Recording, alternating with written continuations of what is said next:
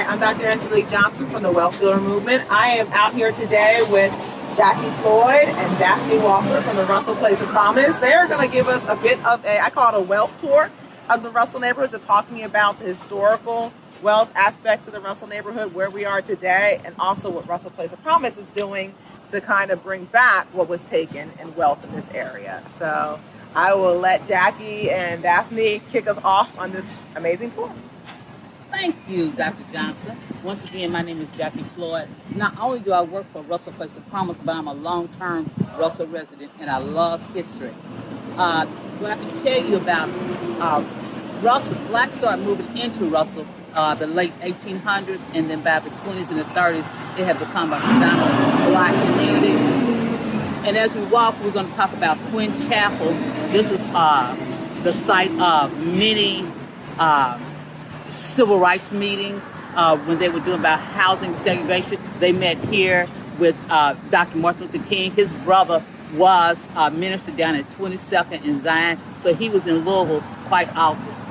And as we walk, do you have any questions, Dr. Johnson? Yeah, so a lot of times when we think of wealth, we think of like public sector and businesses, but we don't think of the church. And I know back in that time, the church was more than just a place to go for worship. It was a meeting place for political activism, as well as for wealth meetings in terms of business generation. How do we preserve, a lot of bankers, especially when we had black neighborhoods, and we had bankers, we had lawyers doing deals and connecting inside the church.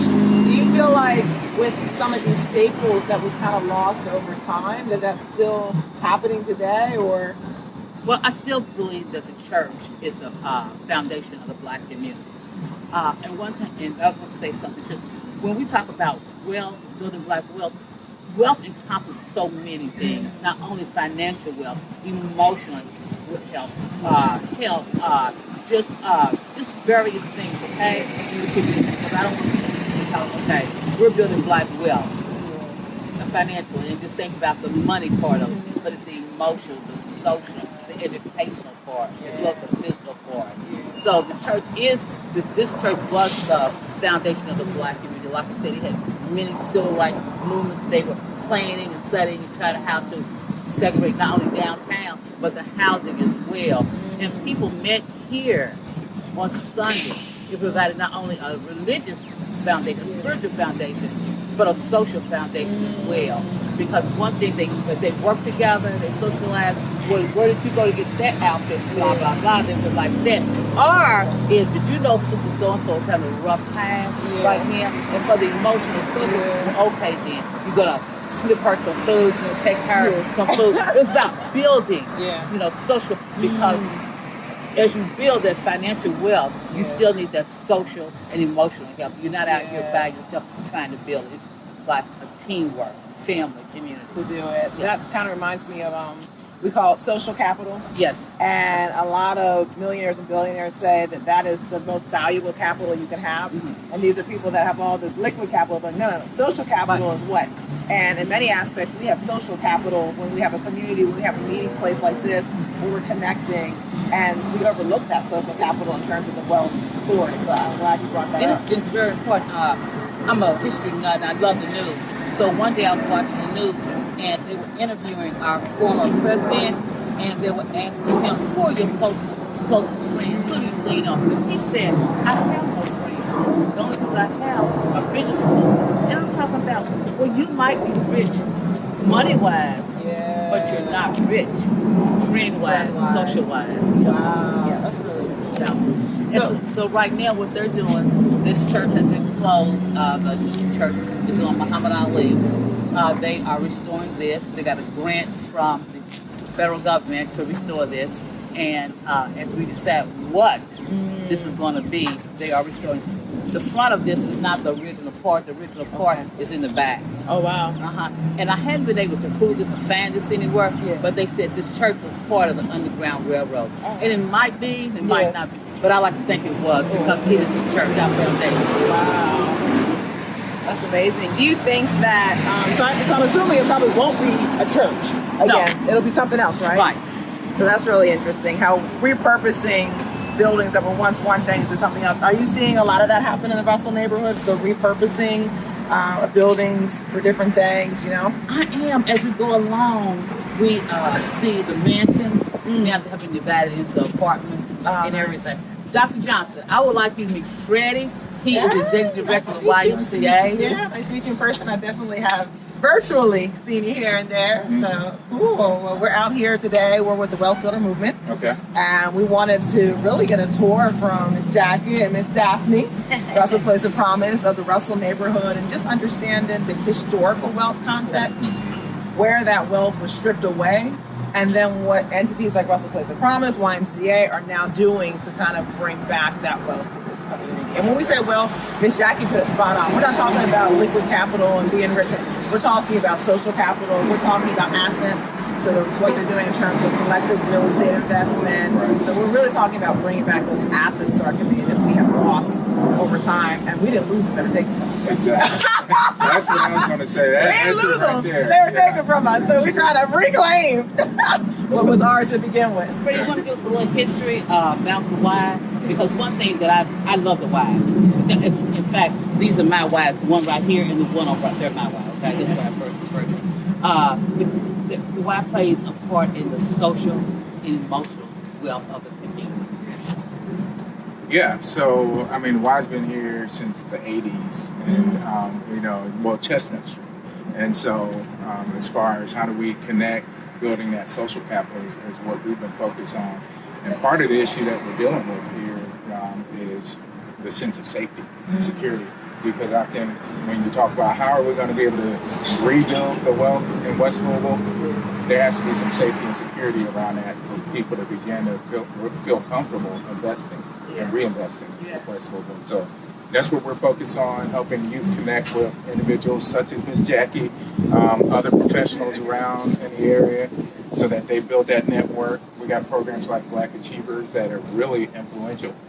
I feel like every other person that I meet that's professional has gone through the Black Achievers program. Half of my board members have gone through the Black Achievers program. And then a lot of them come back and volunteer. So they're pouring back. So it's a cycle that we're creating of folks that are just pouring into the lives of our youth, because we want them to succeed. We want them to be able to then pour back into the community. So that's what we're trying to build, that kind of cycle. We had Orlando Allen earlier in the week. We interviewed him, and he talked about how with Black Achievers he had come back and he was doing some mentoring and some teaching around investment and youth, and teaching them about, what's an asset and all of this. How do you do a savings account? How do you invest in this stuff? So he was teaching these complex topics to youth and getting it in their knowledge in their head early on, in their mindset early on, that hey, starting wealth really is a mindset, and if you get that young enough. So I thought that was really cool. He talked about what he was doing with the Black Achievers program a while back. So yeah, so we actually have received some funding specifically that work with youth around financial development. And so we're doing the stock market game, teaching them how to begin to build wealth around that. We brought in Angel Rich. Okay. She was our opening speaker and talked about the things that she's created. She got a whole app for you, the financial literacy. Talked about that app. Just talked about how to create something that's not just a thing, but a thing that creates a solution for a problem that's out there. She ran them through a whole exercise. It was pretty awesome. So, that's awesome. And we can bring some workbooks over here. Ujama workbook are one of our staff members, along with Christian Bella, along with Way Cousin Collective. They designed this workbook, and it's for children, families, okay? Because I believe that it's never too young to start children on financial education about their money. Okay, you don't wait till they're 18, 19, or they go off to college and they get their first credit card and wham, okay? Right. So you start early, with the little 25-cent chores and things like that. So. Give me the information. We can pass it out to you, but we will bring some workbooks over here as well. Okay, sounds good. Awesome. Well, we're gonna keep walking. Feel free to walk with us, or walk to your office on the line. I like getting a little sunshine and my face every now and then throughout the day. So can you now, Jackie? I know you had told me a little bit before about the history of the YMCA, and either one of you, Austin, to talk about it. You said that this actually was a space before it was a YMCA where they had businesses in there, and it was a not a community center sort of say, but almost like a thriving community functioning business of the ecosystem inside of the building. Yeah, so this was actually at first a social group owned it, the Knights of Pythias, and then in the 1950s, 1956, the YMCA bought it. But before that, there was office buildings. What else? There was doctor's office, accounting office, like the office space you see downtown. Yeah. We had it in our community. Back in the day, I like to talk back in the day, the 40s, the 50s, and 60s. Ralston started like at 6th Street and went on down to maybe 15th or 22nd, okay? I'm not really sure. But what we had over 150 black-owned businesses. I mean, we had theater shows, we had doctor's office, we had restaurants, we had the juke joints, we had the nightclubs, okay? Okay, when you got ready to go downtown, you dressed up. When you got ready to go to a night out, you dressed up. Yeah. Now, with urban renewal, and I like to call it Negro renewal. Oh, yeah. Yeah, okay. So when that came through in the, Yeah. in the 60s, Yeah. what happened was we were at a disadvantage. We owned the business, Yeah. but we didn't own the building or the Yeah. land. So we really didn't get compensated for anything. Okay? Now there's a couple businesses that managed to survive the relocation. Okay, I know that Stitch Cleaners on 24th and Chestnut, he was one of them. I think there was several more. I can't think of their name. But like I said, this time around, Russell Place of Promise is working as we work with the residents, the ones who own business. We're not only teaching them about how to own the business, but how to operate the business, but we're working with them to own the land. So if anything comes again, we've got this land. Yeah. We've got this. If the tornado comes and tear down the building, this is our land. Yeah. That right there. That is wealth, and you're so. I just love it because you're right. Like we talk about wealth being real estate entrepreneurship, predominantly stock market investment, but other investments as well. And sometimes we focus so much on Black entrepreneurship alone, we miss the other aspects of it and don't realize that if you only have one, is that you're not diversified. Right. We had financial advisors earlier on the week that said, be diversified. They kept saying it for everything. Be diversified. Well, you're not diversified if you don't own the land, and you're not protected. You're not. You're You know, not. and you can, and land, is one thing. This land is land. Thank you. The land, land, You can't grow any it's more tangible. land. Yeah. You can't. Yeah. So I see that as the most important piece, to own the land. Two, that the business owners, they work together. They provided service, but at the same time, because I know back when I was a little girl, many years ago, they said don't shop on Easter, because what happened was that when you went to one of the white stores, you wanted to try on shoes. What they do is you take your foot on a piece of cardboard and they draw it out, and that's how they bought the shoes. But in our Black community, you could go in there, try on the shoes. Oh, I don't like this person, and you can try on as many as you want. Okay, that was in our Black community. So we didn't spend our money downtown where they were treating us second hand, third hand. Yeah. We spent our money in the Black community. And I don't even know how many times that dollar circulated in the Black community, but it did circulate. Wow.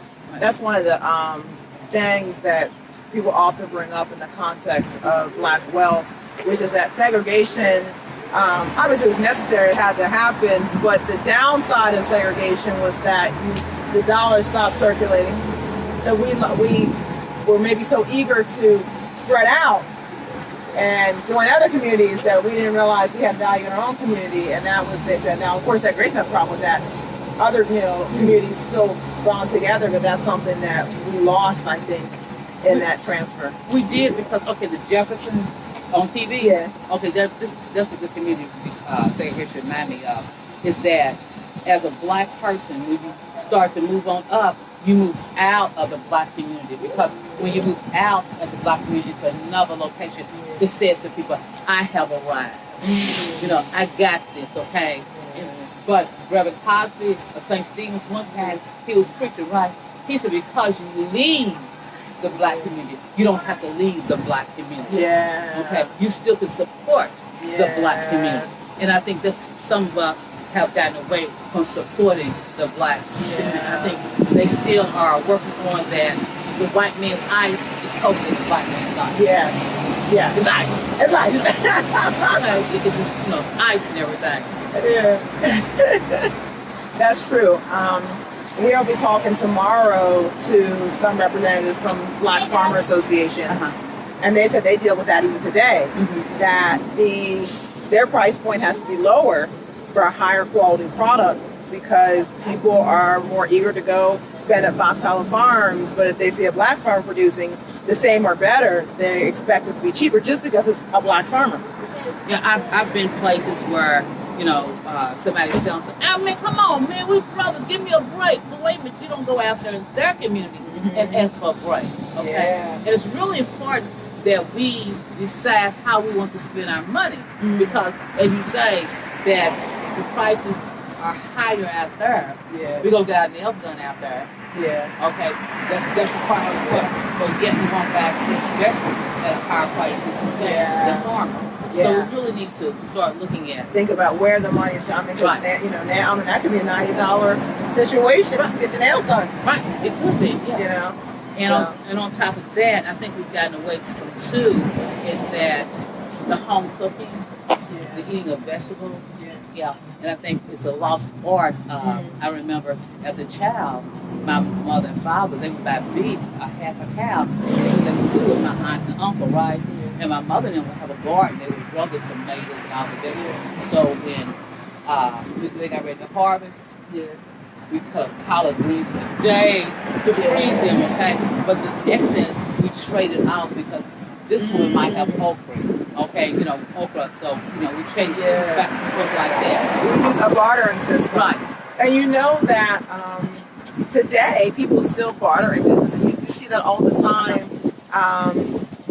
You know, I think we do it in the black community, but we want to do something we could do a lot better with in that, and that you'll notice that it could be something simple as, oh, you have an accounting firm, I have a law firm. Right. Let's just barter services, or oh, you know, hey, I need to build a new, facility for my company. Okay, well, what do you do? And so you see that bartering still happening today.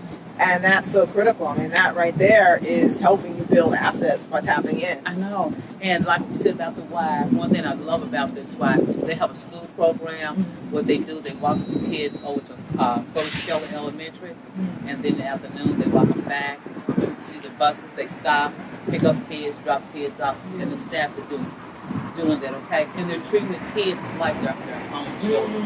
Yeah. And I can say that because I come to this Y all the time. So I see it myself. See that? Wow.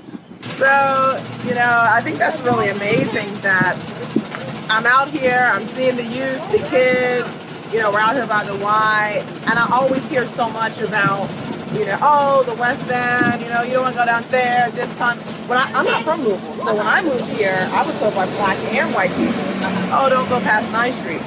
Well, to me that didn't ring, so I immediately was like, oh, church I go to is down, it was like around 28th Street or something like that. It's far down. It was a black Catholic church. And I thought, why would you section off a whole part of this? It didn't make any sense to me. No, they did that with Hurricane Katrina when they were taking some of the residents to move across the city. I worked for the courts for the homeless at the time. So I was getting relocated. So they were telling me they had the housing down. People, they were told not to go to the West End. I'm looking at them like, we're the best in, okay? Yeah. We're the best in, okay? Listen.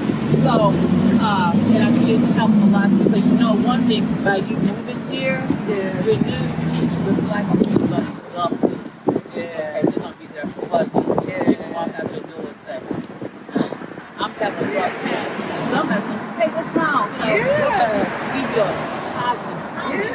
Okay? And you don't have to pretend you're at home. So I was like, wow, this seems pretty cool. I go down there, go to get my grocery shop, like you and moving. What y'all talking about? I tell you, it's something I don't feel safe in this thing. Hell, I don't feel safe. When I go across my street, okay, I'm looking, got my pepper spray on my seat. That is very true. Yeah. I haven't always lived in the West End. I actually decided to buy my house in the West End. But, I heard all those things too, like. And when I moved down here, everybody was like, why you want to live down here? Why you want to live? But I love, to be around black people. Yeah. And like Miss Jackie said, I definitely feel safer down here than I do in J-Town, walking in the neighborhood, and not worrying about, who's watching. I look in and see, know, bet What's going on? what's going on. So I know I have a few friends actually that have bought properties down here in the West End because they see gentrification happening, and although they're not from the West End, so they don't necessarily represent the exact experience people from here, they are black, and they say, hey, we want to make sure that there's still representation here, so let's be, like if I'm looking for a place to go, it's a good financial move. Yeah. Because the values are going up. That's what everybody else is trying to invest. So it's good to build wealth, but it's also a good social move. It's a good, move in terms of helping out with the system to make it better versus just complaining and living on the East End and saying, well, gentrification and all, sorry on that. Yeah. So what would you say to people to encourage them that, to really consider, moving down to the West End, even if they're not from originally the West End? One thing about living down here is the sense of community. I never feel like I'm hassling my neighbors if I need anything. When I moved to because I was renting first in the West End, and then I bought my house in the West End. Both places, my neighbors were like happy to greet me and say, how you doing? Welcome to the neighborhood. If you need anything, let me know. They check up on us. If they notice anything going on, they watching out for the house. Wow. So that's one thing, the sense of community. Also, like, things are close together. Yeah. I like that. Like, well, the grocery stores is an issue. But just being close and being able to go downtown and come back up and just be in the community. It's just, and also, it's not even just that, it's the diversity in the homes. The older homes are like better quality. They're built to last. And so, and the kids, there's a lot of kids in my neighborhoods where my son likes to play with the kids. They're riding their bikes. It's just like, today is just a beautiful West End day. Like, that's what I just, beautiful West End neighborhood day. And I just love coming out on my porch, seeing the trees. It's just a vibe. Yeah, it's a vibe. Okay, I like it. It's a vibe. Yeah. Come to the West End. It's a vibe. It's a vibe. It really is. And it's a sense of just feeling like you belong. Yeah, that's cool. And that's important, that sense of belonging. Yeah. Now, I know we're coming up on the library here, which has a rich history, Super rich history. not only in the usage, but also how it was created, the firm that made it and everything. So this library was actually the first library in the South, open to and run by blacks. And some people say the whole nation. I'm not sure which is correct. But it actually used to be in a house that sat on 1125 West Chestnut. It's not there anymore. But yes, Miss Jackie, what would you like to add about this wonderful library? As she said, actually, she's right, it was 1125. 1125 is where Corpus Jones came in. It was in a two-story house. And one thing about Russell Place of Promise, what we're learning with the residents, how to use the leverage we have. And we've done it before. Family Dollar, they have found applications in the city of Louisville to sell alcohol beverages. Okay, well, we have in Russell, we had over 17 liquor stores. In Russell, it's just a little bit over a mile and something blocks. Okay, so I mapped them out. We had one at 15th and Broadway, 15th and Jefferson, and then you had the Dollar General store selling alcohol, right? So here is Family Dollar here at 15th and Jefferson, and here's the liquor store. Yeah, wow. Okay, so I'm saying, wait a minute. So I sent a letter, email to Family Dollar. They didn't respond because we need to work together. You're in the community, okay? Yeah. But when you ignore my letter, Then we got a problem. then we got a problem, okay? Let me show you what we can do for you. So working with the other council people, we came up. We're going to have a rally across the city at the same time, okay? And we alerted the media.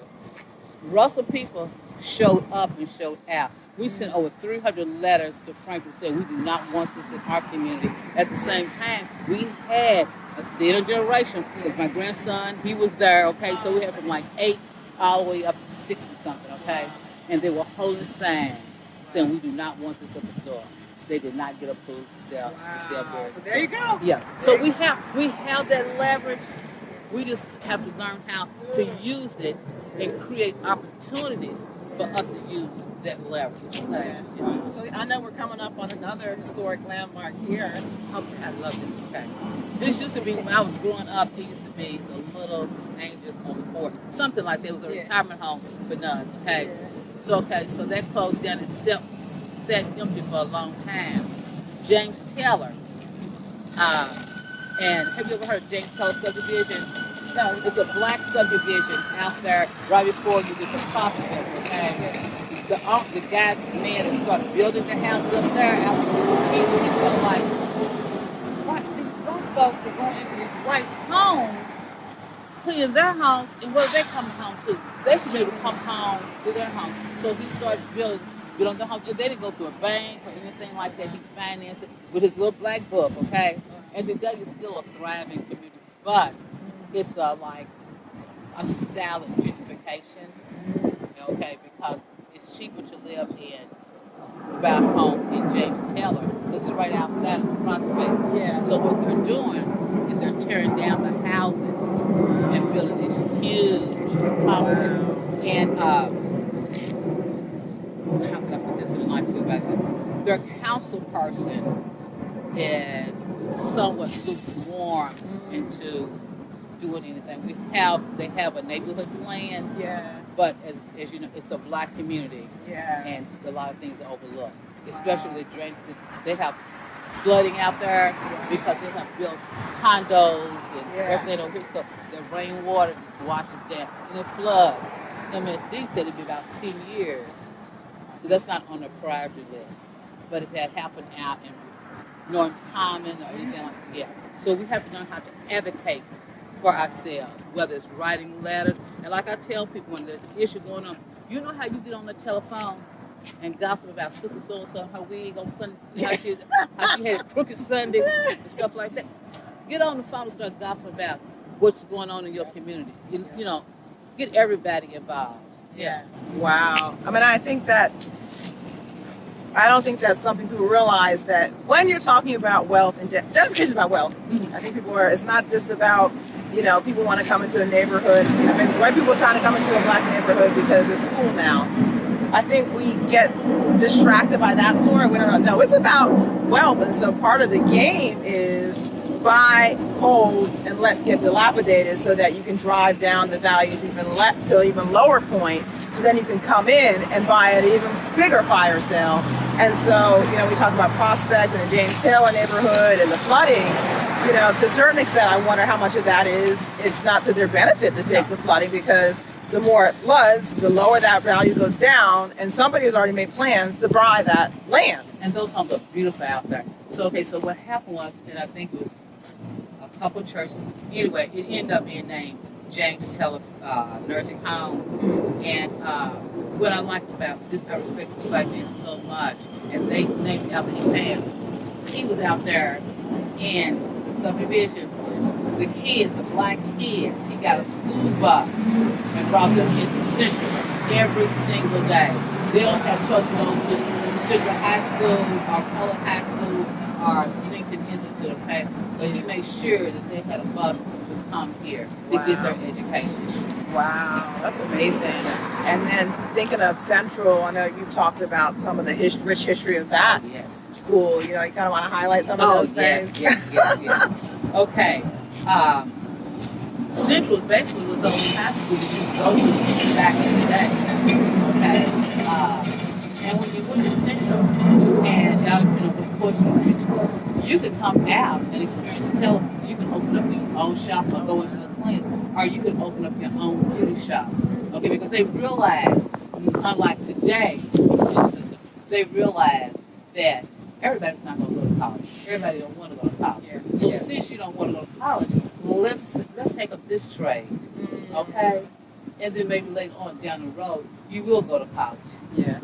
Oh, wow. And not only, you had so many people that they still support Central. Because Central has been in Russell since inception. We had 90 magazine, and we had 98 Sheffield. It used to be the old male high school building.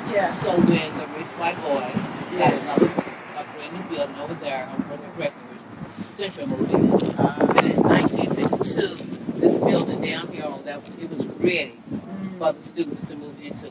But I want you to know, this is sort of sad.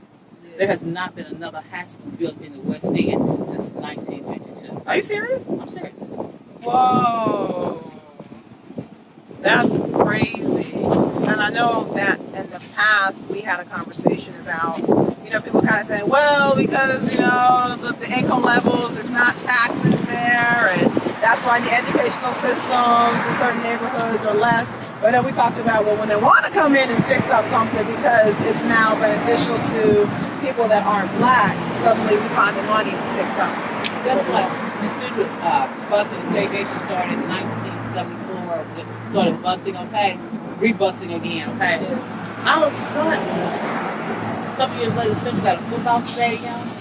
They did all this fixing out of Central, and I think what irritates me is that when the white students coming in, all of a sudden they have the money to fix up the schools. I resent anybody when they say we have local foreign schools in the West End. We do not, because I don't want my child to say I go to a local foreign school. Okay, so my aid is not as good as that person's aid out there. Okay. Yeah. Yeah. That, and they don't know, they don't understand that words affect our children. Wow. They keep saying that we want our children to have high self-esteem, but when they're constantly hearing over on the news, and I know a lot of people might come to this to me, but I'm gonna say this about being terrorists. I do feel like that I was going to be good as easy, okay? Because when the child can beat the terrorists, we go out here to one of these white schools, and they say, "Where you at? Beat the terrorists?" They automatically puts that teacher in a negative frame. Their mom probably on drugs. They don't know who their daddy is. Don't income, blah blah like that. So now, when that child, when they left beat the terrorists, they can live anywhere they want to in the community. Anywhere they get to choose. Because to beat the terrorists, it went by your income when you applied to the housing authority. They stuck you where they had an opening. Okay. So you basically get to choose. But with that Section 8 voucher, you get to choose where you want to. So when your child goes to school and they say, I live on 40th Street or I live in the South End, they don't know anything about their income level, so they can't draw conclusions About where. Right. And I think these issues are very complex. Yes. We always want to look at it as black and white, right and wrong. But you're right, there's a complex dynamic socially, mentally, emotionally, financially, in terms of what we do and decisions around, as we call it, responsible revitalization. And it's up to us to hold our elected officials accountable. Okay? It is. It's not, I don't want to keep complaining to you about the situation. Example, I'm not going to name the names. 1:30, I was at home fixing dinner, right? Somebody called me and said, Jackie, how come you're not up here? Up where? Well, they're having this conference, and your name's on the program, and they're talking about Russell. And they asked me a question about Russell. I said, oh, well, who's there? They told me. Don't you know? As I posted on Facebook then, but that Monday, I got in touch with those people. They didn't know. Y'all got to give me one. And then later, when I see this other person give a speech, I said, I need to talk to them. And I let them know this is help. Grab anybody in Russell and not have somebody in Russell talk about Russell. Yeah. This is not a zoo. This is not. Right. It's not. Because here's the thing. We know Russell. We know our community. And can anybody represent our community like we can? Because we have that love, that compassion, that respect for our community. And we do realize that we do have problems. We have problems like any other community. Any other community. And I think the reason there's so much media attention is focused on the negative in Russell because it makes good white folks feel safe on the other side of 9th Street. Okay? So that's why it's really highlighted. So because what I do is when I hear them say something about Russell, and I got a couple for the cell phone number. Okay. You know, the negative I think you say 2 to 3 good things positive about Russell. Well, this has been a great tour, and I think what I love most about it is we have hit everything, every aspect of wealth. We hit the religious aspect, the church aspect of wealth. We hit social capital. We have even talked about the political aspect of wealth, which is, We could have a whole entire conversation about politics and wealth and how much legislation and that plays into the ability for black wealth. So I mean, it's not just a matter of reparations when we talk about that. There's so many laws, there's so many agendas that block what, building wealth. And we talked about some ways of politically active, to be engaged with that. So I've enjoyed this so much. Thank you both. And to educate our community and to, one thing I don't like to say, I'm coming down to empower people. We already got power. And we don't need you to empower us.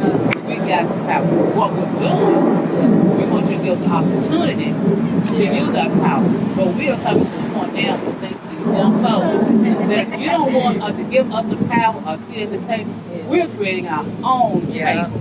Yeah. And so, and we don't do that politically, okay? So it's not, you've been in office for 90 years, and because you did something big 20 years ago, 50 years ago, I'm going to keep it. No. When they say that, because I interviewed the candidates, okay, because the bottom line, they are going to work for me. Yeah. And I want to know what type of employee you're going to be. Right? So that's why I spread that word. And that's what we promise. We also do a political conversation. We have to different elected leaders, elected officials on that. Oh, that's so cool. Well, thank you both. Thank you both. I definitely got to come out again. I know I only not even scratched the surface. Maybe I put my pinky toe in to the depth that is the Russell neighborhood and the well story here and where it's going. So thank you both again. And You're welcome. I'm sure I'll be back hopefully if you allow me. Yes, absolutely. Are you coming out to the homecoming? No, you have to tell me about it. I don't even know about these things. Yeah. Okay, so next weekend, is it next weekend? Yeah. Okay, so it's September 17th to the 19th. We're going to have our Russell Homecoming where we're basically inviting all people in Russell and people who want to live in Russell to come back home and celebrate the businesses, the residents, the churches, and all of that.